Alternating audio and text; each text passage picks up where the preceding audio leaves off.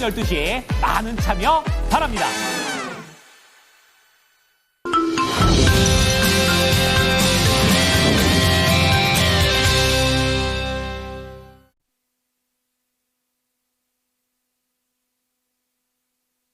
네. 자, 뉴욕 증시가 최근에 이제 고점에서 계속 혼조 또는 하락 이런 부분들을 보이다 보니까 이제 국내에서도 약간 시장에 대한 투자 심리가 조금 위축되는 것이 우려됩니다. 간밤에도 이러한 하락세들 어떻게 우리가 또 반영을 하고 받아들여야 될지 알아보겠습니다. 자, 오늘 모닝 스탠바이는요. 해온솔루션의 유세벽 이사 자리해 주셨습니다. 이사님 어서 오십시오. 네, 안녕하세요. 네. 아, 저는 걱정돼요. 시장이 네. 약간 좀 미국장이 그래도 혼자 잘 갔을 때는 좀 뭐랄까 부러우면서도 그래도 투자 심리가 크게 흔들리진 않겠지 이런 생각도 했었었는데 그 미국이 또 흔들리니까 살짝 오늘장 어떻게 해봐야 될지 포인트들 좀 잡아주세요. 우선은 미국 3대 지수가 모두 이렇게 좀 하락을 했는데, 나스닥 지수는 그래도 좀 중간에 상승을 좀 하는 듯 하다가 네네. 결국에는 좀 낙폭을 좀 키웠거든요. 근데, 지금 현 상황에서 힌트는 살짝은 나오는 것 같아요. 힌트요? 그러니까 관세 전쟁이라는 굉장히 좀 불확실한 네. 그런 요건은 저희는 한 달 전부터 오히려 이제 트럼프가 집권을 하면서부터 알고 있었던 사실인데 그 부분들을 우리 증시는 굉장히 선반영을 많이 했었다라고 생각을 하고 있고요.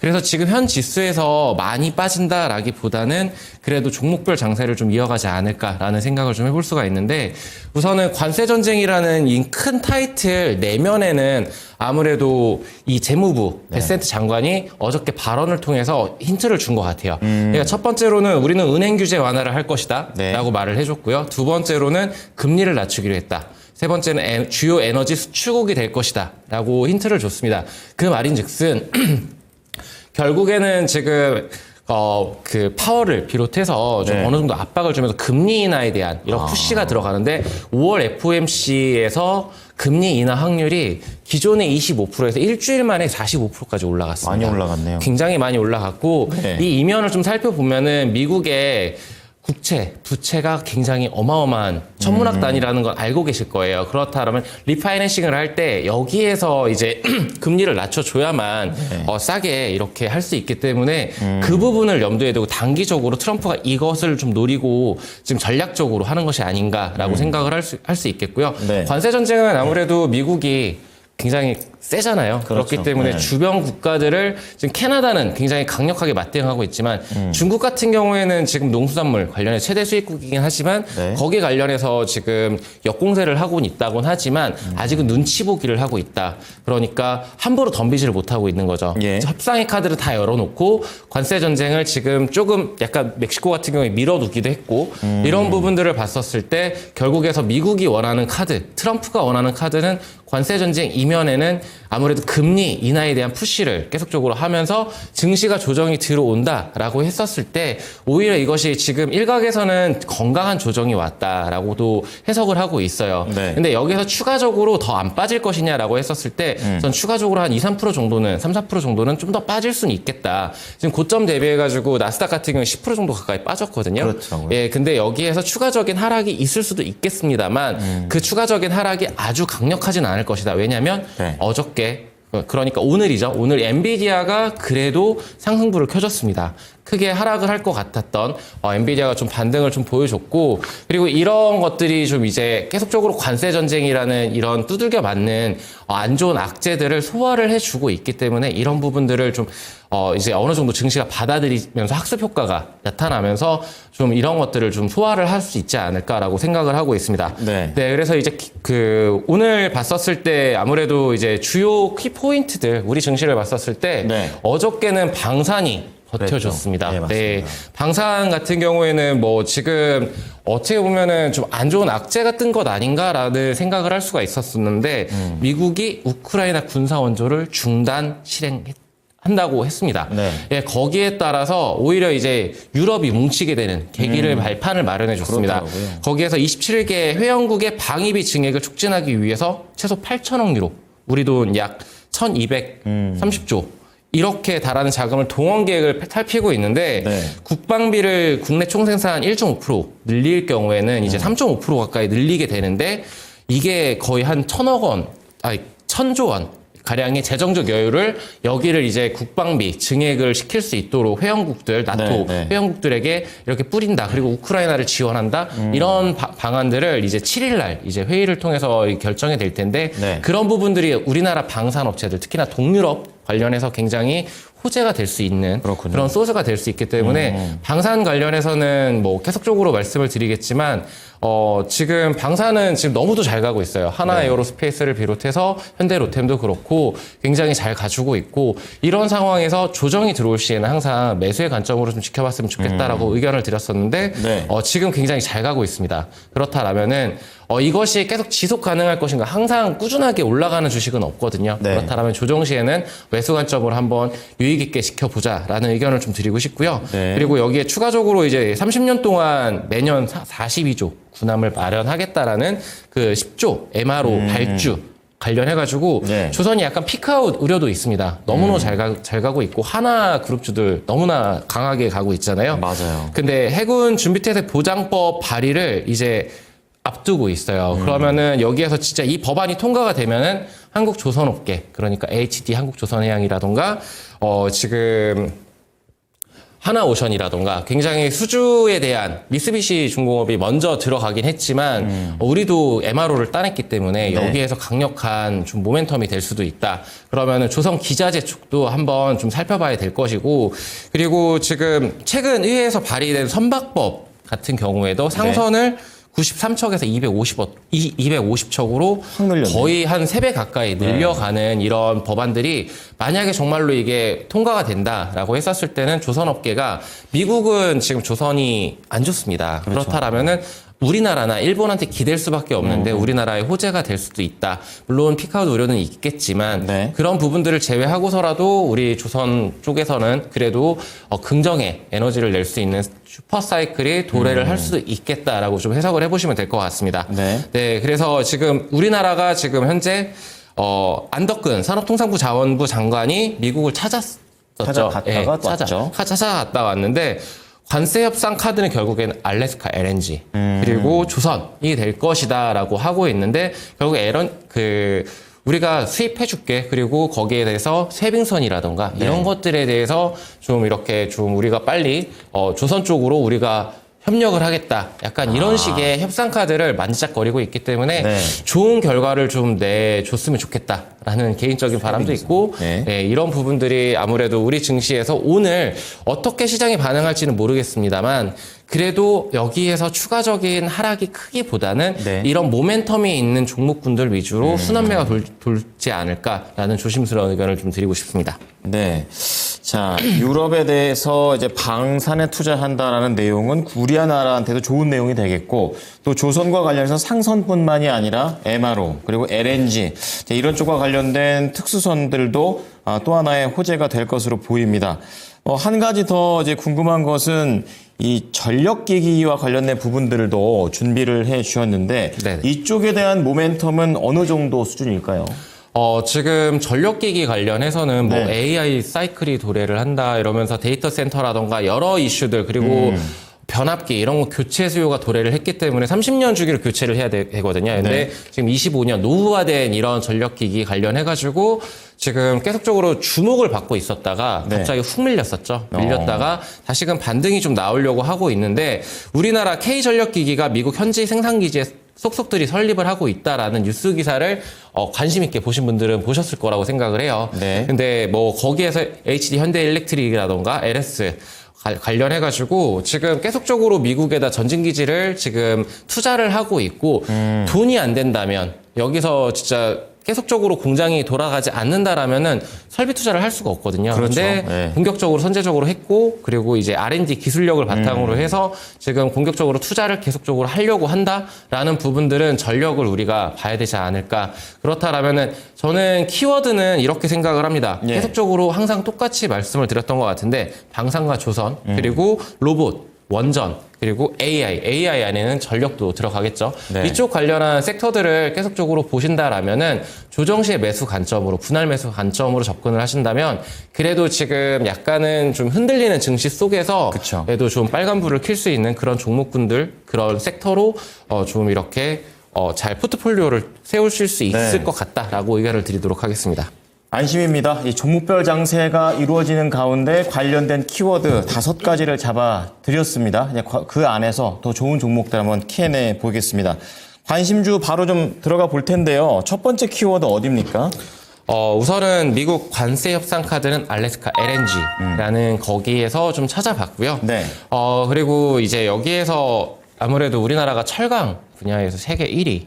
이렇게 좀 강력한데 네. 물론 중국산 원재료를 수입을 해서 그 납품을 하고 있기 때문에 그런 부분은 좀 리스키 요인도 될 수는 있겠습니다만 중국에 따라 약간 영향 받는다는 얘기죠. 받을 수도 있겠죠. 예. 근데 관세가 아직 이렇게 우리나라랑 협정이 된 거긴 아니기 때문에 네. 그런데 이제 포스코 인터내셔널 같은 경우에는 알래스카 LNG 관련해 가지고 LNG 사업의 중심에서 생산부터 판매까지 전 과정을 담당할 수 있는 그런 종목이다라고 말씀을 좀 드리고 싶고요. 예.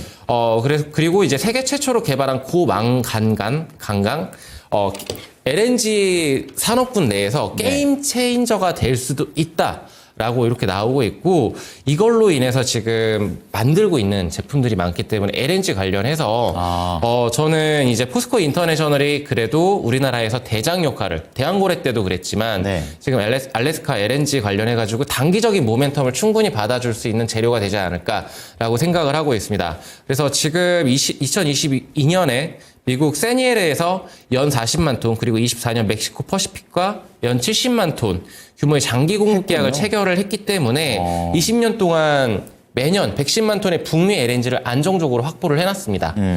그렇다라는 것. 여기에서 저는 지금 단기적인 이슈로 끝날 것이 아니고 대왕고래처럼 네. 계속 이렇게 지금은 굉장히 신선한 재료가 됐어요. 신선한 재료가 좀 강하게 치고 올라갈 수 있는 상승 모멘텀을 만들어놨고 그리고 여기에서 추가적으로 뭐 미얀마 A1, A3 가스전으로부터 안정적인 영업 수익 이런 것들이 실적으로 정말 증명이 뒷받침돼 준다면 네. 이런 것들이 포스코 인터내셔널의 주가를 다시 한번 리레이팅할 수 있는 그런 요건이 될 수 있지 않을까라는 생각으로 LNG 관련주 가장 대표적인 대장격의 종목이죠. 그래서 지금 제가 봤었을 때는 포스코 인터내셔널이 묵직하면서도 안정적으로 좀 포트폴리오를 채울 수 있는 종목이지 않을까라고 좀 말씀을 드리고 싶습니다. 최근에 이제 좀 바닥으로 좀 갔다가 37,000원 찍고 다시 한번 전고점 수준까지 좀 회복을 한 것 같습니다. 목표가랑 네. 손절가 얼마나 보세요? 매수가는 지금 현재 52,900원에 지금 종가가 형성이 되어 있는데 52,000원 부근에서 매수를 저는 분할 매수로 접근을 하셨으면 좋을 것 같고 네. 목표가는 짧게 잡았습니다. 58,000원까지 단기적으로 좀 바라보셨으면 좋겠다. 근데 손절가는 굉장히 타이트하게 5만 원 선으로 지금 많이 흔들리는 시장 속이니까 네. 손절은 좀 타이트하게 잡고 대응을 해보면 짧은 수익을 빠르게 취할 수 있지 않을까라고 말씀을 드리고 싶습니다. 네, 자 관세와 관련해서 포스코 인터내셔널 매매 관점에서 말씀을 드려봤습니다. 자, 두 번째 키워드는 어디에서 찾으셨습니까? 홈플러스. 홈플러스. 이슈가 있었죠. 홈플러스가 기업회생을 한다. 네, 이 이슈가 있었는데 솔직히 좀 안 좋은 이슈죠. 그렇죠. 굉장히 좀 우리나라로서는 그리고 이렇게 도소매 관련해서 굉장히 큰 마트 아니겠습니까? 그렇죠. 예. 근데 저는 이 뉴스를 보면서 관련해서 한 5개 정도의 리포트가 어저께 쏟아져 나왔습니다. 예. 근데 뭐 메리츠 금융지주 관련해서 BMK 관련해가지고 지금 관련사들이 조금 흔들릴 수 있다. 그리고 뭐 기업 회생을 밟으면서 좀 금융권들이 좀 타격이 좀 있을 수도 있다라고는 그런 이슈들도 있겠지만 거기에서 오히려 반사수혜를 받을 수 있는 그런 종목이 있을 수 있겠구나. 그 대표적인 종목이 아무래도 경쟁사인 이마트, 롯데쇼핑이 될 수가 있을 것 같습니다. 예. 그래서 완전히 요거는 이슈. 벌써 오픈된 재료이긴 하지만 어저께 이렇게 좀 발표가 됐었죠. 근데 기업회생 신청을 했고 경쟁력으로 위축이 불가피한 홈플러스를 대신해서 경쟁자인 이마트, 롯데마트가 반사수혜를 받을 수도 있다라는 분석이 좀 나오고 있습니다. 예. 그렇다라면은 이마트를 우선은 종목으로 제가 좀 가지고 왔는데 롯데쇼핑보다는 네. 저는 이마트를 좀 더 선호를 했던 게 아무래도 전체 점포 132곳 중에서 홈플러스와 경합지가 70곳입니다. 그렇다라면 그 홈플러스가 지금 굉장히 저가 정책을 펼치면서 뭐 이렇게 하고는 있지만 그래도 이마트가 반사수혜를 좀 볼 수 있지 않을까라는 생각을 하고 있고 이마트 같은 경우에는 저번 달에 리포트가 좀 많이 쏟아졌었어요. 네. 27년도에 영업이익을 1조 원을 바라본다 뭐 이러면서 굉장히 좀 긍정적인 리포트들이 많이 쏟아졌던 걸로 기억을 하는데 네. 통합 매입에 대한 효과 그러니까 영업이익 1,000억 원에 대한 이 효과를 아직 제대로 반영을 하지 않았다는 점. 그렇군요. 그리고 두 번째로 G마켓 관련 손익 제거가 아무래도 기계적 실적 반등의 요인이 될 수도 있다. 그러면은 정말 이제 곧 있으면 저희 이제 아직은 3월이지만 네. 다음 달이 되면 다시 실적 시즌입니다. 그렇죠. 그러면 실적 시즌이 된다 그러면은 여기서 실적으로 이마트가 증명만 해준다면 좀 다시 주가가 지금 굉장히 6만 원대에서 지금 7만 원대로 빠르게 올라왔습니다. 네네. 오히려 시장이 빠질 때 오히려 역주행을 한 그런 종목이라고 보시면 될 것 같은데 이 종목이 지금 금리나 사이클에 지금 이제 도래를 하고 있잖아요. 네네. 그렇다라면은 소비 심리가 조금 개선이 되면서 네. 약간은 좀 더 괜찮은 손익분기점을 넘길 수 있지 않을까 이렇게 좀 생각을 하고 있어서 네. 지금 현 구간 다소 부담스러울 수도 있습니다. 여기에서 근데 지금 매물대를 소화를 해준다면 계단식으로 상승할 수 있는 여력은 충분할 것 같다. 단기적으로 보실 분들은 저는 지금 현 부근 75,000원 부근에서 매수를 하신 이후에 네. 목표가를 8.2만 원으로 82,000원으로 단기 목표가? 네, 예. 짧게 잡고 대응을 하셨으면 좋을 것 같고 손절가도 아까와 마찬가지로 지금 증시가 굉장히 불안정하기 때문에 타이트하군요. 74,000원으로 굉장히 타이트하게 좀 짧게 잡고 대응을 하시면 좋을 것 같다라고 말씀을 드리겠습니다. 네. 자, 이마트하고 홈플러스와의 관계를 역이용해서 한번 투자 전략으로 들어가 봤습니다. 이마트였습니다. 자, 마지막으로 관심주는 어떤 종목이 될까요? 마지막으로 아까 전력 얘기를 좀 하다가 AI 말았는데 관련하셔서. 예, 관련해서 AI도 있고 여러 이슈들도 있죠. 데이터 센터 관련해서. 근데 HD 현대 일렉트릭 네. 대장주를 가지고 왔습니다. 이 관련해가지고 LS를 좀 얘기를 드릴까 하다가 네. HD 현대 일렉트릭이 벌써 선제적으로 네. 그 지금 투자를 하고 있고 내년에 완공이 됩니다. 그러면 증설을 벌써 시작했고 공격적으로 투자를 감행을 했는데 이게 규모가 굉장히 큰 규모더라고요. 네. 근데 내년 초까지 4천억 원을 투입한다라는 건 23년도 영업이익을 고스란히 그 이상을 지금 네. 쏟아부은 금액이거든요. 근데 미국 엘리베마와 울산 변압기 공장의 생산량을 30% 상향을 한다고 합니다.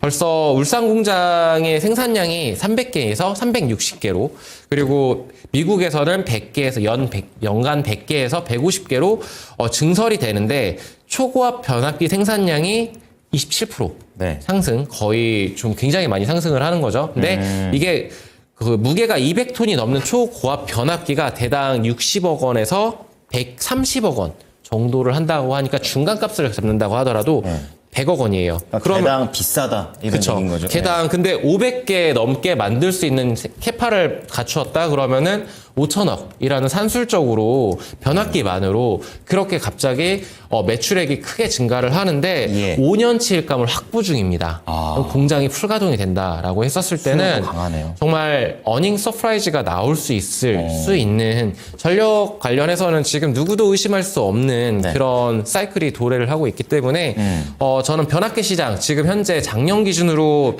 105조 시장인데 예. 180조 원으로 2033년에 늘어날 수 있는 그런 큰 시장이기 때문에 저는 HD 현대 일렉트릭 좀 추천을 관심 있게 보고 있고 네. 지금 33만 원 부근으로 좀 많이 조정이 들어왔습니다. 그러네요.